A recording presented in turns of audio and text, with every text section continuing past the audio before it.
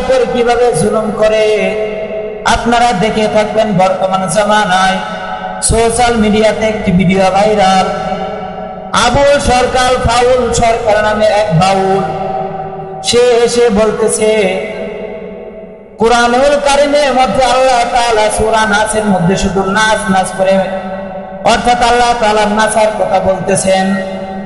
সে বলতেছেন আল্লাহ তাআলা লজ্জাস্থানের কোনো মাথা খুঁজে পায় না।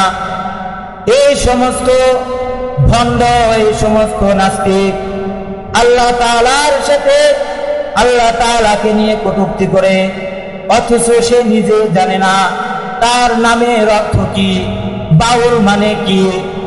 ওই সমস্ত ফাউল, ওই সমস্ত বাউল, ওই সমস্ত পাগল জানে না তার নামের অর্থ কি।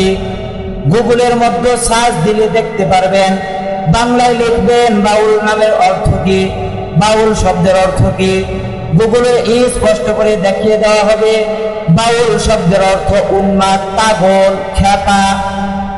আমি স্পষ্ট ভাষায় বলতে চাই, ওই সমস্ত বাউলদেরকে বলতে চাই, দিলের কান দিয়ে শুনে রাখো, অন্তরের কান দিয়ে শুনে রাখো, মাজার পূজারীরা দিলের কান দিয়ে শুনে রাখো।